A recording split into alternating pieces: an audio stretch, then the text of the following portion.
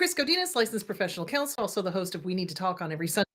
I post these videos up whenever I have the chance, etc. Turning off the sound. There we go. This video is for educational and informational purposes only. The views and opinions stated herein are mine and mine alone. They do not represent the ACA, the APA, or any other therapist for that matter. Boom shakalaka done. I'd like to thank my sponsor, BetterHelp. BetterHelp, BetterHelp.com/Chris Godinez. They're an online therapy company. They are international. They have master's level and PhD level therapists waiting to help you. And I've gotten great feedback from people using them. So thank you, BetterHelp.com/Chris Godinez. Hi, everybody. Good to see you. So, okay, today's going to be a long one. Pretty sure we're probably going to get some trolls, but I am prepared. So, first of all, let's start with current events. So, current event. So something that I saw that I thought was really interesting in CNN, playing like a child is good for your health. Here's how to find your play personality. So this is by Juliana Bragg on CNN. So just go to CNN and look up playing like a child. And basically what they're saying is what I have been saying for, however long I've been doing this, the importance of play. The importance of play. Why is playing so important? Because if you're having a good time, your mind is letting loose, you're able to explore, you're able to have fun, you're able to think about things. So you want to do something childlike, I would say once a week. That would be good. Coloring books or flying a kite or going swimming or, rollerblading or ice skating or going for a walk with your dogs, playing with your dogs, playing with your cats, it's just do things that you like to do, because being in a childlike state helps us heal. It helps us remember who we are and who we are as human beings. If we don't have a personality disorder such as narcissism or antisocial or, control freak or any of that or malignant anything, who we are is a bundle of light that just wants to love and be loved. Okay. So playing is hugely, hugely important.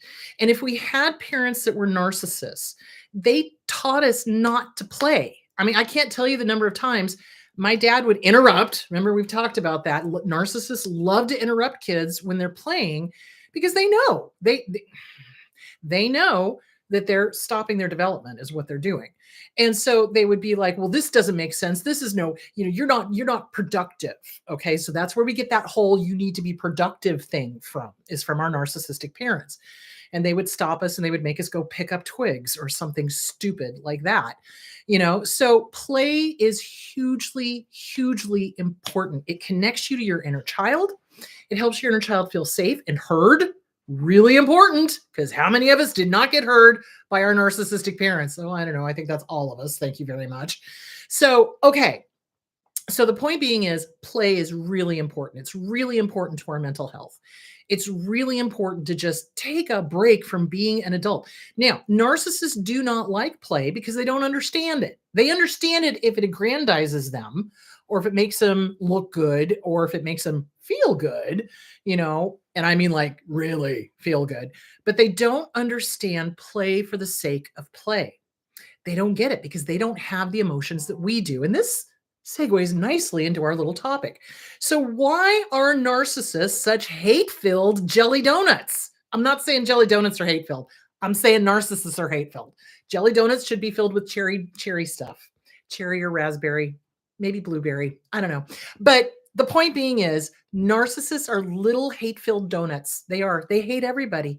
They do not have the emotions that we have. And I've had people try to argue with me on this that didn't know what they were talking about. So basically, study after study after study after study has shown narcissists, antisocial, dark triads, control freaks, malignant narcissists do not, underlined, experience emotions the way we do. They don't. Now I want a donut too. I'm just like, I should go to a donut place after this. But anyway, the point being is, sorry, got way off track. The point being is narcissists are filled with hate. If you metaphysically cut one open, you would see a black, seething abyss of hatred. And I mean of themselves, of you, of somebody in another country, somebody on another planet. They hate everybody. They are equal opportunity haters. They just hate. And they don't even realize it, which is really kind of sad because they think that they love and they think that they feel, but they don't. And that does not mean you have idiot compassion for them. So this is where a lot of these people came at me going, "Oh, but I've worked with them and they just want to be loved." And okay, yeah, everybody wants to be loved. They don't love. They don't understand love. They don't understand respect. They don't understand not they don't understand just not seeing, they don't see beyond their nose. They don't. They cannot put themselves into another person's shoes and go, "Oh my gosh, how must that feel?" They don't have respect for themselves or anybody else. They are literally on the level emotionally of a 2-year-old, if that, on a good day, if the wind is blowing in the right direction on a Tuesday.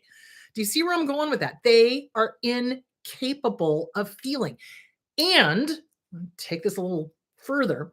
Not only are they incapable of feeling the way that we feel, but they have that sense of anger. Anger they've got down. They can do anger all day long because that's one of the easiest emotions to access because it's part of the fight, flight, freeze, or fawn response. Anger is part of our response. So they can do anger, absolutely, but they don't understand love, sadness, hurt, regret. I've never seen a narcissist do actual regret, like real remorse, I've seen them fake it. Tear, sniffling and snorting, no tears. I've never seen them do a real apology. I've never seen them have an actual, real, genuine emotion. Now, they get genuinely upset when they're caught. That's the only thing that they regret. They don't have regret over hurting the other person. They will never take personal responsibility. They will never go, "Oh my God, I hurt you. Holy crap. I am mortified. I am so sorry. What can I do to make amends?" They'll never do that, ever. They'll do the "I'm sorry, but I'm sorry you made me. I'm sorry, I'm sorry I got caught," but they'll never have a genuine moment of introspection of how has my actions affected some other person. They don't care. And they're jealous when somebody else is experiencing a genuine, true emotion, whether that's happiness or sadness or anger or confusion or anything else. They hate genuine emotions because they cannot feel them. And if somebody is having something that they cannot feel, they get filled with revenge and they get filled with anger, and they're going to make sure that that person stops feeling it. I can't tell you the number of times my dad would come in and ruin something by hitting me for no reason because he was angry, because he was crazy, because I was happy. Dear God, great sin, being happy. Holy crap. That's what narcissists do. They cannot stand somebody having something that they don't. So they set about to ruin it. So let's talk about now all the isms. Narcissists generally have all the isms and they are attracted to fascism. So let's talk about that because I know I'm going to get trolls and I'm going to boot you out of here the second you start crap. So let's talk about fascism. Why are narcissists attracted to fascism? Because fascism's tenets are everything that narcissists are. It's all hate-filled. It's all one up and it's all violence, as long as somebody else is doing the violence and their hands don't get dirty. So let's talk about that. So the definition of fascism. Fascism came to prominence in early 20th century Europe. It started in Italy with the idea that there was a better time in the past. So Mussolini wanted to make Italy great again. Sound familiar? And he wanted to bring it back to the Roman Empire when Romans were in charge. That was the greatest time. And that's, the imperialism and, invading other countries and all of that. He wanted to do that. So that's fascism. Hold on. Let's continue going. Nazism, which is a part of fascism, did also do the whole make Germany great again. Okay. But what they did is they did it through racism. What a surprise. So somebody had to be one down. Somebody had to be less than. So in Nazism, they went after, basically anybody that wasn't Aryan, blonde, blue eyes. They went after the mentally disabled. They went after the physically disabled. They went after the gay population. They went after the transgender population. Sound familiar? It should. They are going after anybody that they can put as their scapegoat.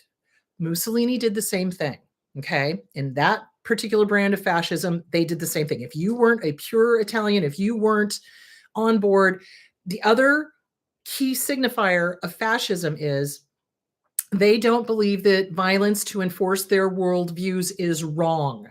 They don't think it's inherently wrong. Don't get me started. Okay. And that should sound like narcissists to you. That should sound really familiar, because if you don't agree with a narcissist, what are they going to do? They're going to silence you, and they're going to shut you up, and then they're going to punish the living crap out of you.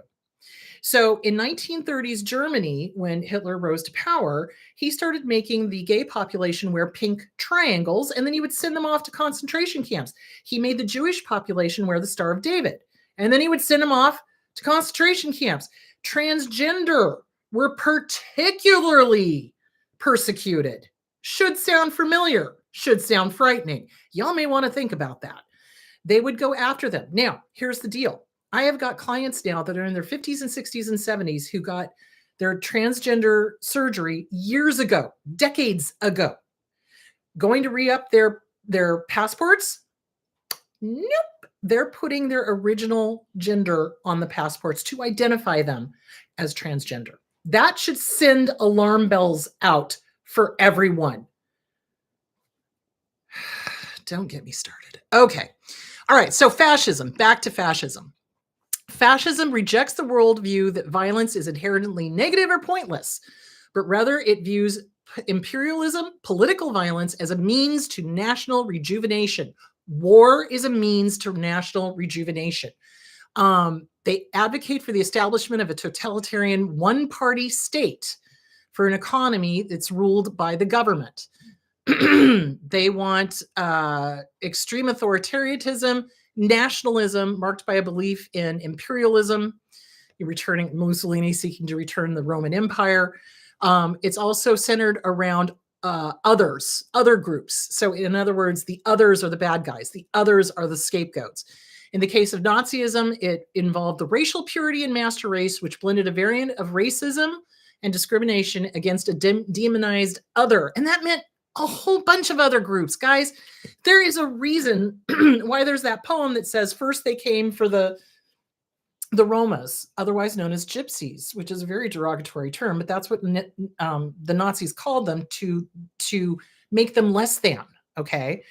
So first they went after the Roma, okay? And nobody stood up for them, right? And so then they went after the homosexual population, mainly the male homosexual population. It's very interesting to me. If you read up anything about the Holocaust, they pretty much left the lesbian population alone, not entirely, but a lot less than what they did for the gay male population.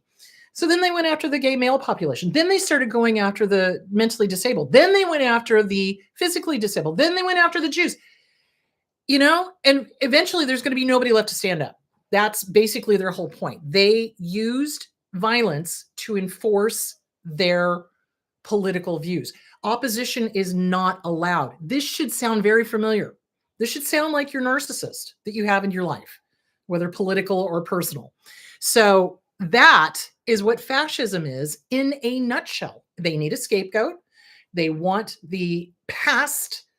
They invoke the past, the great Roman Empire, the pure Aryan nation, the somebody being the scapegoat. That's what narcissists do. That's why narcissists are so attracted to fascism. And let me be very clear. Narcissists are cowards. They won't do the violent themselves. They'll have somebody else do it. As long as their hands stay clean, they can inflict violence. They don't care. Now, here's somebody you guys should know about if you have not read about them. All right, let me get rid of all these. Let me see if there's any other definitions of fascism that I should be bringing up. Loyalty to a tribe, ethnic identity, religion, tradition, or a nation. Okay. This is from Webster's Dictionary. Strong autocratic or dictatorial control. Okay, so there is that for fascism. So this is why narcissists are so attracted to fascism, because it basically echoes who they are. They're sexist, they're racist, they're ageist, they're everything else. And why is that? Let's take a little look-see at that. So narcissists hate everybody. They hate everybody that does not look or act or kowtow to them. Okay, they expect everybody automatic agreeance with everything they do. And if you don't, they're going to punish you. That is what narcissists do. That's why they're so dangerous, especially if they get into a position of power, like Hitler, like Mussolini, like possibly other politicians. And you know what I'm talking about. Anyway, the point being is that sexism, they hate everybody. They hate men, they hate women, they hate children, they hate anybody who feels. Okay. Now, they will surround themselves with a bunch of sycophants that will, oh, you're the greatest. Oh, you're this, or you're that. They're flying monkeys looking for approval. Okay. So they are sexist. They hate men. They hate women. They're misandrous, which means they hate men. Misogynist, which means they hate women. Sexist in that they are going after anybody who doesn't fit into their idea of what a gender is. And I'd like to point out that in a lot of cultures and a lot of tribes here in the United States, there are more than two genders. In fact, I think in Polynesian and in, don't know if it's Navajo or if it's, I'll have to look it up. But in one of the tribes somewhere around here, there are more than one gender or more than two genders. In Polynesian, there's more than two genders. There's a lot of cultures where there are more than two genders, and it's never been a problem. But for some reason, narcissists can't stand anybody that is not exactly like them or something that threatens them. Something I would very much like to point out is that narcissists, oh yeah, Putin's a piece of crap. Don't get me started. I call him Putin. Pootin. Yeah, and the fact that we're negotiating with it, I'll tell you what, everybody who served in World War II is probably doing somersaults in their graves right now. So, okay, sorry, back, and yes, this describes Putin as well. It also describes Kim Jong-un, I think, North Korea. Any dictator is going to behave like a narcissist because they are. This is who they are. This is what they do. This is literally fascism is it's their wet dream, basically, because it absolutely mirrors and permits what they themselves think. So sexism, they hate anybody. They hate everybody. So misogyny, sexism, hold on. Let me get rid of that. Let me get rid of that. Let me get rid of that. And they're cynicism. So they they love pissing on everybody's campfire. If something is good, they'll ruin it.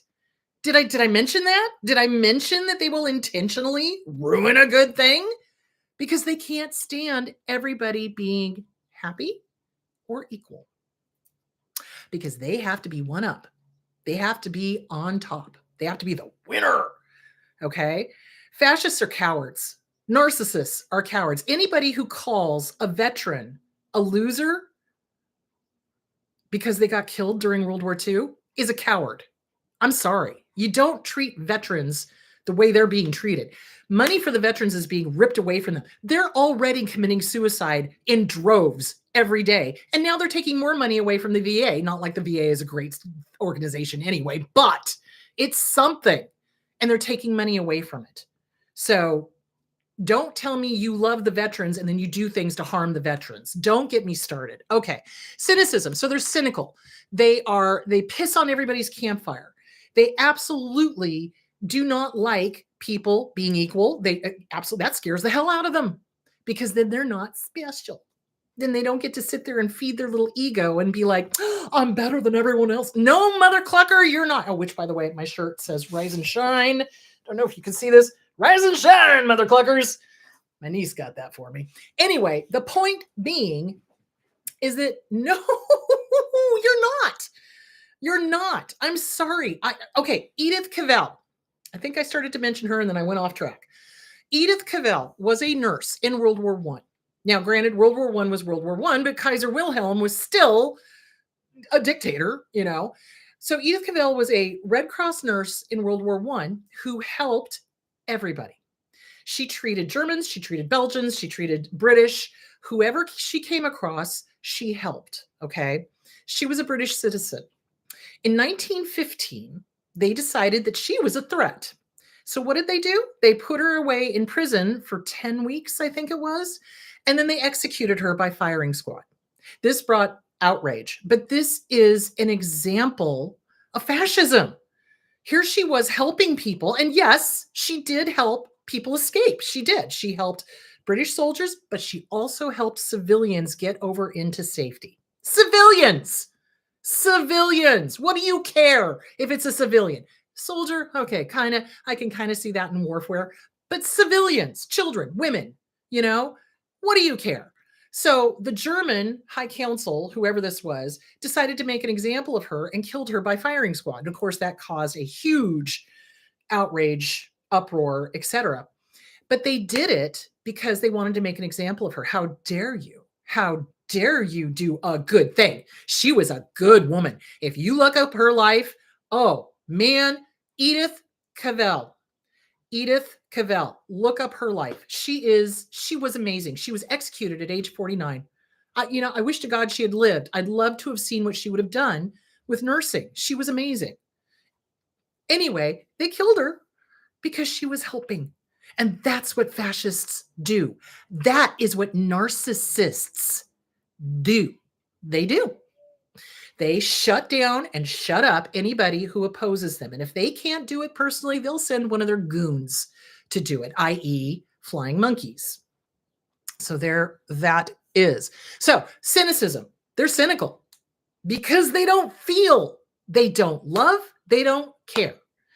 They really want to harm and hurt and take away anything happy. They can't stand happiness. You know that old saying, devil runs from laughter?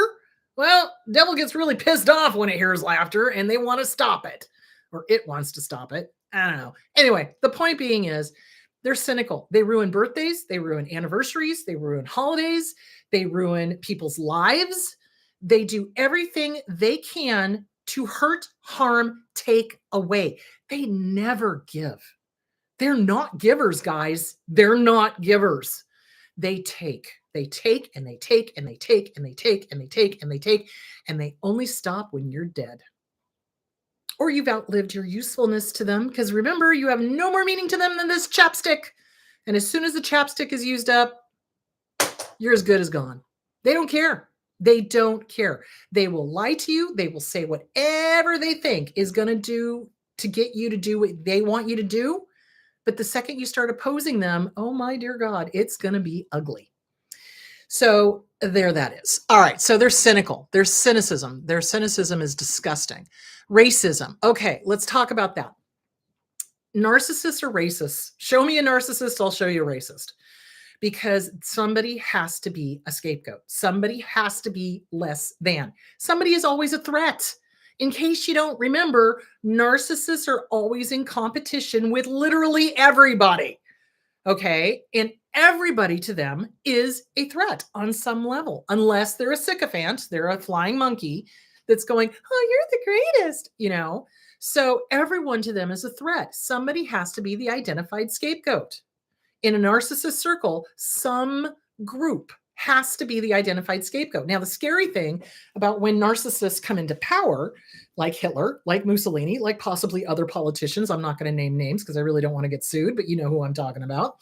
The point being is they need to pick groups. And when they use up that group, they move on to the next. Did I mention going from the Romas to the gay population, to the transgender population, to the Jews? I don't think it was that in that order, but they would, go through them. They have to have a scapegoat. And everybody is so stupid to sit there and go, oh, they'll never come after me. Yeah, they will. Yeah, they will. In a family of narcissists, they'll turn on the golden child if everybody else is gone.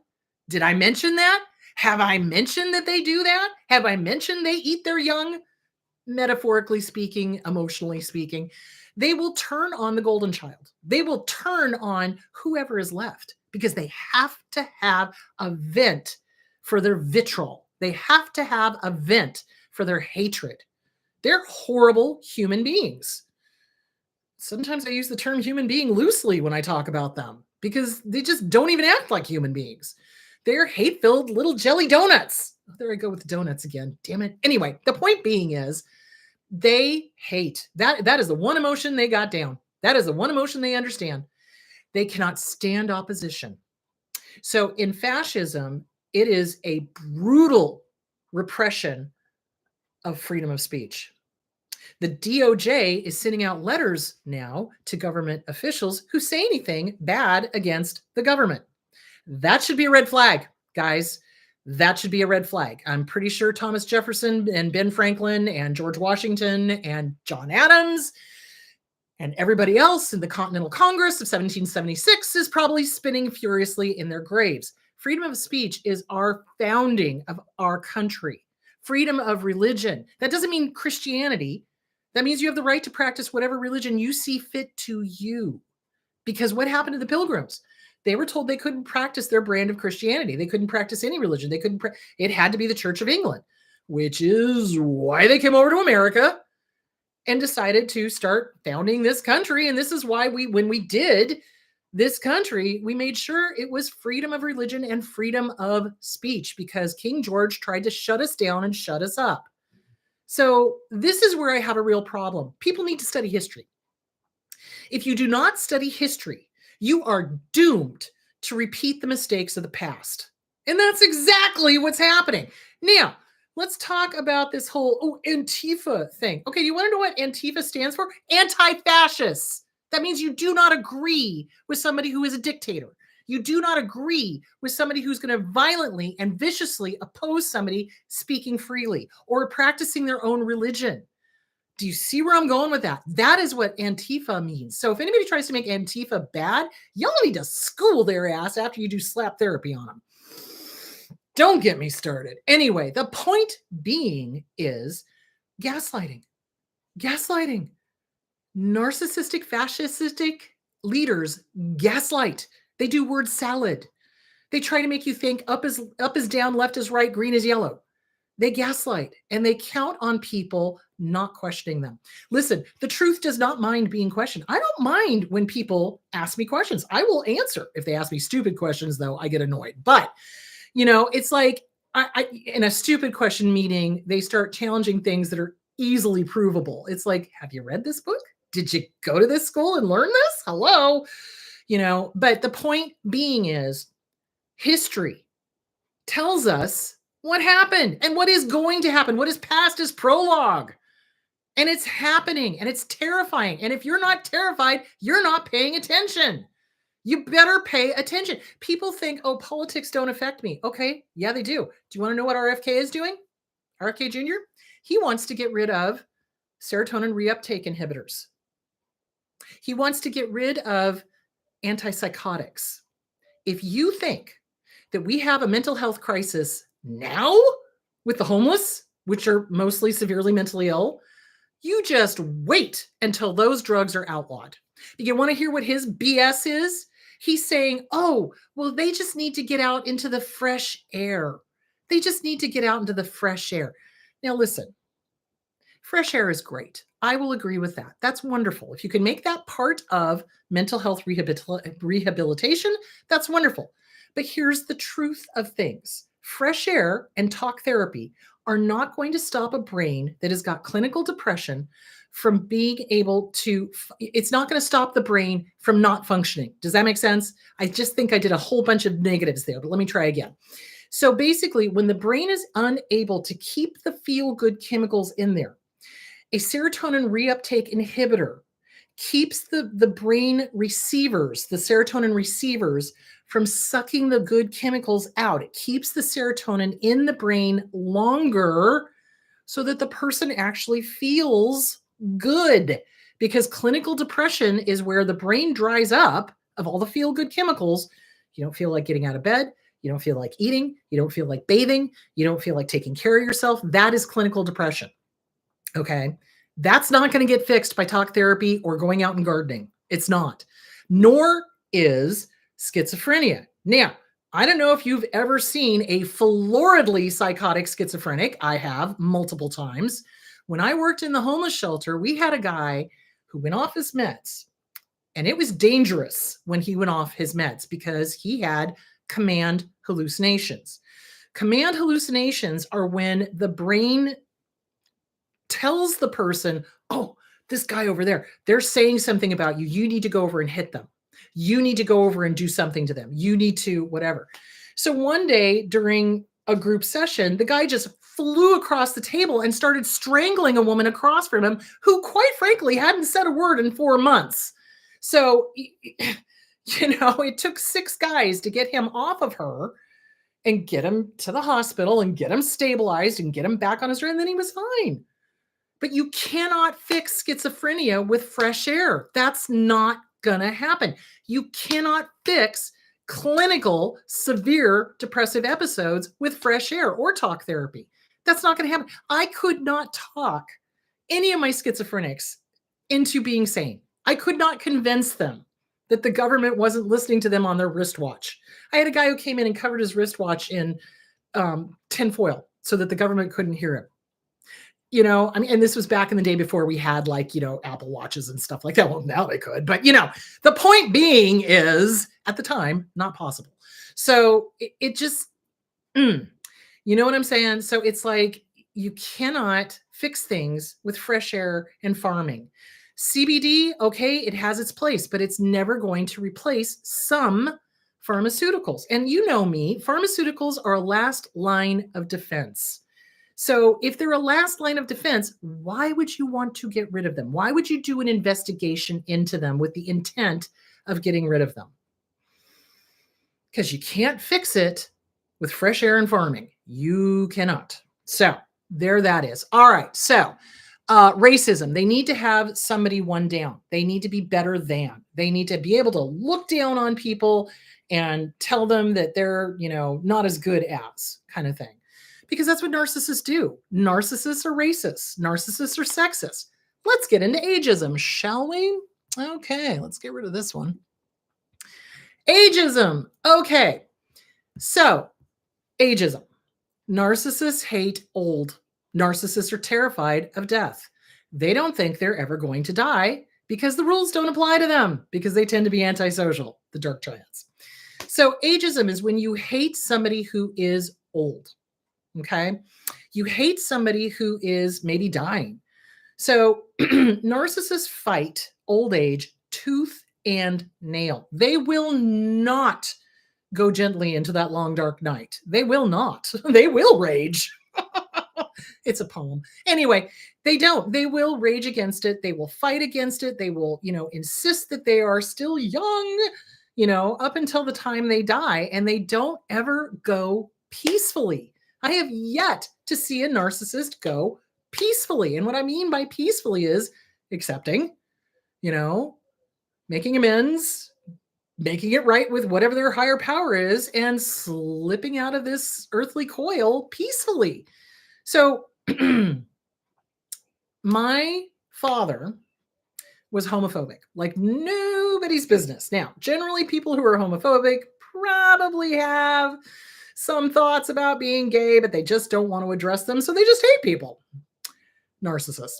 So he had a male nurse. Okay. My dad had flu. He was 86 years old. He refused to let the male nurse help him at all. Stupid. He died stupidly. So what did he do? He took off all of his chest monitors because they were monitoring his heart and everything. He walked into the bathroom. He sat down on the toilet and died. Massive thrombosis. And I'm just like, stupid. You did not need to die like that. You should have asked for help. What the? So narcissists refuse to believe that they're not still young and strong and this and that and even though you look in the mirror and they've aged, but they refuse to acknowledge it. And they hate death. Hate it because they have no control over it. You don't know what's going to happen in the next life. Neither do I.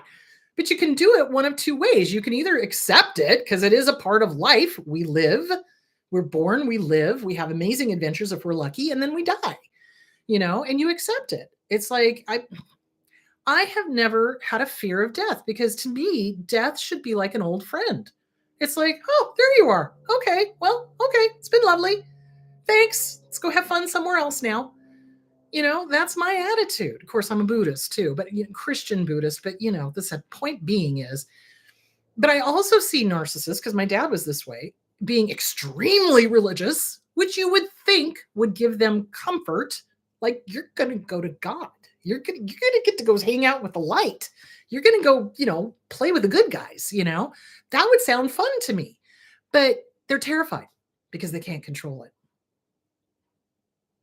They can't control it. They have no power where they're going, and they know it. So they hate the old, and they hate the poor, and they hate, anybody that is not exactly like them.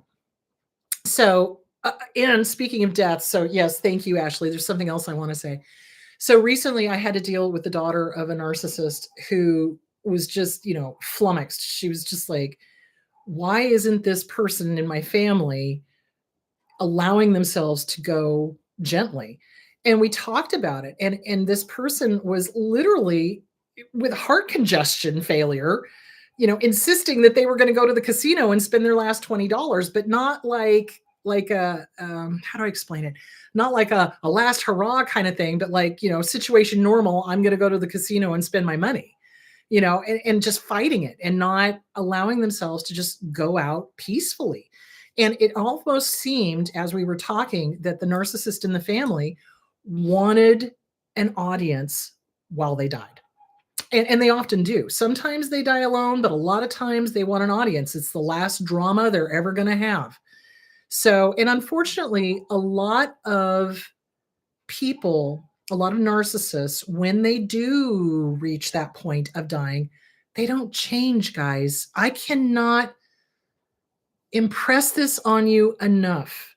I have heard some of the most heinous things that narcissists have said to friends and family as they were dying, as their last screw you. They don't change. It's like they don't. You and I can sit here and kind of, contemplate our place in the universe, right? And we can contemplate and acknowledge and understand how we affect other people, okay? Narcissists don't care. They don't care. And instead of exiting this world on a loving note, they will often exit it cursing God, cursing their family, cursing their friends, cursing their situation. They're just, again, hate-filled little donuts of people, and they don't change. And death doesn't change them. The threat of death doesn't change them. They'll get scared. They don't want to die, but it's not like a, gosh, I'm having such a good time, I don't want to die thing. It's more of a, oh my God, I don't want to die. I don't know what's over there. Do you see where I'm going? There's a big difference. So yeah, anyway, ageism. They hate the old because it reminds them that they too are mortal. They're mortal. Someday they're going to exit this plane of existence. And it's just like in some of the Buddhist teachings, not every birth is a celebration and not every death is a boo-hoo-hoo. It's not. Sometimes when people are brought into this world that are evil, it's not a celebration. And when they leave, it is a celebration. It's like, good riddance. Good luck in hell. Thank you very much for playing. Bye-bye. So don't feel guilty if you don't feel sad about your narcissist dying. So when my dad died, it was sad in that all of us, my brother, my sisters, all of us were like, wow, game over. We'll never get his approval. He could have been a great dad. He wasn't. And he never really tried. He never got help. He never, so it's kind of like, wow, that's it. There's no more helping him, which was good because that really brought out the codependency and recognizing that we all had tried to fix him. He was unfixable. That man was seriously broken and none of us broke him. Was not our problem. So that's what you have to remember. If somebody leaves this world and they're just hate-filled little jelly donuts and they're spewing hate, it ain't you guys, it's the problem. You would think people would be able to go, wow, I'm dying. You know what? I'm going to send love out as I go. That's what I'm going to do. because that's what the world needs. So there we go. But no, narcissists are all about them. Me, I, more, my genitals. That's all they care about. So, okay. So racism as a symptom of narcissistic personality disorder. So this is from National Library of Medicine. It's by C.C. Bell. And basically they're saying that narcissism and racism go hand in hand. Show me a narcissist, I'll show you a racist. So it's very much a part of the disorder, which I thought was really interesting. Groups that Nazi Germany and Italy oppressed Black people, civilians accused of disobedience, resistance, or partisan activity, gay men, bisexual men, and other men accused of homosexuality in Germany. Oddly enough, Jehovah's Witnesses, people with disabilities, the Polish, political opponents and dissenters in Germany, Roma or other people derogatorily labeled as gypsies, social outsiders in German derogatorily labeled as asocials or professional criminals, and of course, Soviet prisoners of war. So, yeah. All right, now, transgender in Nazi Germany. In Nazi Germany, transgender people were persecuted and barred from public life, forcibly detransitioned and imprisoned, and killed in concentration camps. Though some factors, such as whether they were considered Aryan, heterosexual with regard to their birth sex, or capable of useful work, had the potential to mitigate their circumstances. Transgender people were largely stripped of legal status by the Nazi state. So that is basically why narcissists are very attracted to fascism, because it spews their worldview, which is hate, comma, hate, more hate, side helping of hate, extra helping of hate, and more hate. It's just hateful. They hate everybody. And fascism plays nicely into that. So anti-fascism is what our grandfathers, or in my case, my dad, fought against. My uncle fought in World War II in France. It was against the fascism movement. It was against Hitler. It was against Mussolini. It was against this dictatorial thing. Oh, you'll never have to vote again. That should send your blood running cold. Because what Hitler and Mussolini did was a one-party state. So anyone who says you'll never have to vote again, you need to be scared. You need to be scared and not listen to these idiots that have not studied history. Listen, guys, I read history books for fun. Why? Because I'm a weirdo. Let's face it. You know, it's just, I love history. I've read everything I can on World War II. I've read everything I can, mostly the European theater, because Dad always talked about the Japanese theater all the time. So I wanted to know more about the European theater. So there's tons of books you can read, and you should recognize what's happening around you, and not just in a political thing, but in a personal thing. Narcissists are found in personal relationships, obviously romantic relationships. They're found in political relationships. They're found in familial relationships. You need to recognize when you're dealing with somebody who's a bad egg. They're bad eggs. They are bad eggs. Listen, they want anyone who loves dead because they can't feel it. They want anyone who's happy to be unhappy because they can't feel it. So anyone who is dismantling public parks, national parks, I don't know if you guys have ever visited national parks. They bring me so much joy. Holy cow. You go and you look at these magnificent works of nature and you're just like, wow, this is awesome. I mean, really, you know, but saying things like, well, we're tired of paying for your parks, or we're tired of, who's we? Who are you? You know, dismantling programs that have been around since FDR that did make this country great. Should make you wonder. Really should. Especially because a lot of the programs that FDR introduced helped elevate everyone and helped to make a lot more equality. And those are being dismantled. And that should give you pause. So This is why narcissists love fascism and all the isms, racism, sexism, ageism, you name it. This is why they love it, because it fosters their worldview. And their worldview is one of hate. Absolute. They would rather burn it down to the ground and rule over the ashes than have people be equal. They would rather burn it down and rule over the ashes than have people be happy. That's just what they do.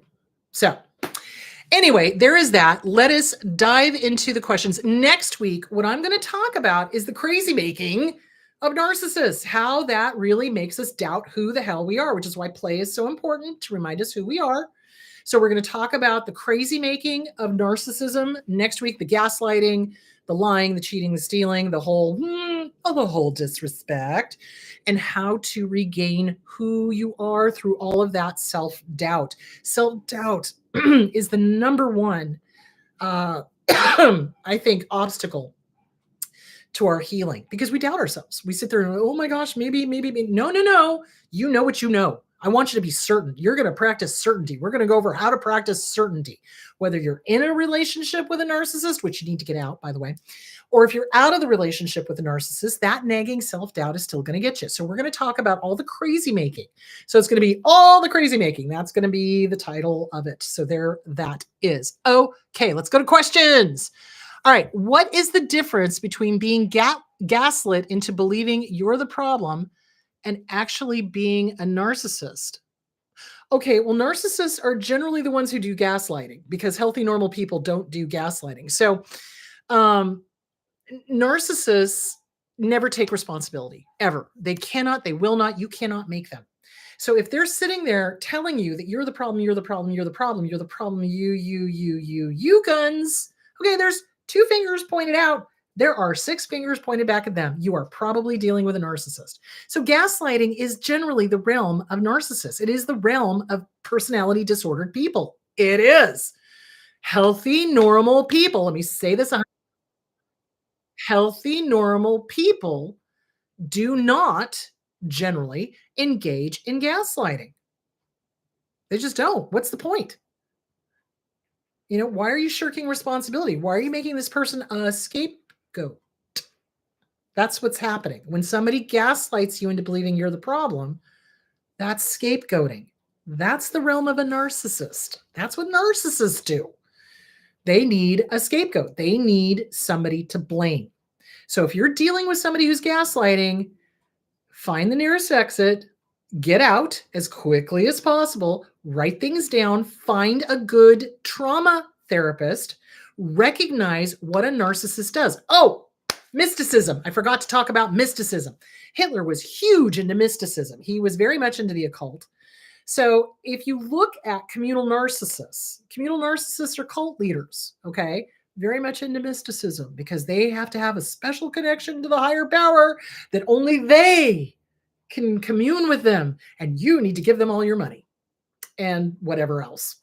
So mysticism. So they use that as well. So The Object of My Affection is in my reflection, Coping with a Narcissist by Raquel Lerner. She talks about the different types of narcissism, and they will flip between the different types. Sometimes they'll be the, outgoing, overt, look at me, I'm great, tell me how great I am. Sometimes they'll do that. And then if that doesn't work, they'll flip to the victim.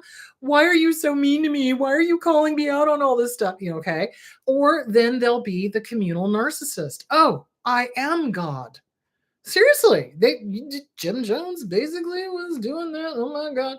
So you know what I'm saying? It's like they flip between whatever is going to work. So yeah, mysticism. They do use mysticism. So anyone who's a guru who claims that only they have the answer. No, I do not have all the answers. You want to know who has a lot? Oh, I forgot to tell you. Shahida Arabi has her new book, Breaking Trauma Bonds with Narcissists and Psychopaths by Shahida Arabi. Love this woman. Love this book. Get it, read it. If you are in a relationship that is narcissistic and trauma bonded, this is a great book. I love her. I freaking love her. So again, there are other people. Dr. Ramani. I love Dr. Ramani. She's awesome. She has great advice. So there are others of us in this field that I highly recommend. Marsha Diane, my buddy that comes on the show every once in a while, she's been there, done that. So it's anybody who's like, oh, I'm a guru and I'm the only one. No, bull tinky. No, you know what I'm saying? So yeah, no. So watch out for gurus. Watch out for cult-like leaders. Watch out for those who say that they have a special relationship with the occult or with God or Boofa Baba or whatever. Do you see where I'm going with that? So anyway, okay. There that is. I hope that answered your question on why narcissists are so hate-filled and why they are so attracted to fascism, sexism, agism, racism, cynicism, mysticism, all the isms. So I hope that answered your question. Next week, we are going to talk about the crazy making and how to kick yourself out of that. Because if you let yourself go down that rabbit hole, you're going to stay in that relationship a hell of a lot longer. And I do not want that for you or anyone else. So, okay, now, do we have any other questions? Let me just double check. Okay, one more question. What do people with dismissing fears of what's currently happening? Wait, what to do? What to do with people with dismissing fears of what's currently happening in the US? I find that very triggering and I don't know what to do. Yes, it is very triggering because it means we're not being heard. Now, basically what you do is you refer them to books. You do. You refer them to history books. You refer them. I think John put up a link to the books about fascism, and you refer them to history. You cannot deny history, although there are history deniers. There are a whole bunch of people out there that are like, oh, the Holocaust never happened. Bullshit, mother clucker. Some people are just not going to hear. Some people are so, what's the word I'm looking for? Brainwashed, essentially, by the gaslighting, by the lying, repeat a lie over and over and over again, and it becomes the truth to those who are susceptible to it. So yeah, it is hard to deal with them. And all you can do is just keep presenting the truth. Keep presenting the truth. You keep presenting history. You direct them to history books. You direct them to the History Channel. You direct them to, whatever books that might get through to them. So for the younger crowd, it would be Mouse. Mouse is a graphic novel that helps explain fascism to younger people. And I think it's great. And I think that younger people should read it. They need to recognize it when it's there. So yeah, those are things that you can do. So, and also never get into a pissing match with a skunk. If they're damned and determined that they're right and you're wrong, okay, and you walk away. Never ever get into a battle of the wits with an unarmed opponent. You know what I'm saying. So if they're really not, here's the deal. I am willing to listen to people. I do not always agree with them. I don't, but I don't sit there and argue with them. I'm interested to hear what their point of view is. And I will go back and kind of process and this, that, and the other thing, but I will not sit there and argue with them or berate them or call them names. It is amazing to me how when somebody is challenged on a belief, because this is all beliefs, it's not facts, it's beliefs, that they get mortally offended and they will start calling names. They'll start being violent. They'll start threatening violence. They'll start, because that is the venue of somebody who knows they're in the wrong. People who know, who are certain, all they have to do is present their facts and you can either accept them or not. Okay. And now I'm walking away. No skin off my nose. So you do what you can. You do what you can. So let's see. Do we have any other questions? I see some other questions. Hold on. Okay, I think what I'm going to do is I'm going to leave those questions for this week. So I will answer whatever questions I did not get to this week. So I'll do Monday, Wednesday, Friday. So if there's 3 questions, I'll do Monday, Wednesday, Friday. So next week, we're going to talk about brainwashing. We're going to talk about gaslighting. We're going to talk about the crazy making. And we're going to talk about how to strengthen your self-esteem and how to strengthen, what you know. You do. I want you to work on that mirror work. Okay. That's going to help you the most. So that's what we're going to talk about. You guys have a great week. Drink plenty of water. It's so damn dry here. I can't even begin to tell you. So take good care of yourselves. Be kind to yourselves. Be kind to each other. Be kind to other people. Have compassion, but don't have idiot compassion. And you know what I'm saying? You can have compassion for people that are doing the wrong thing. You can, but you don't have to have idiot compassion and try to fix them. Okay. All right, my loves, you guys take good care of yourselves and I will talk to you later. Bye.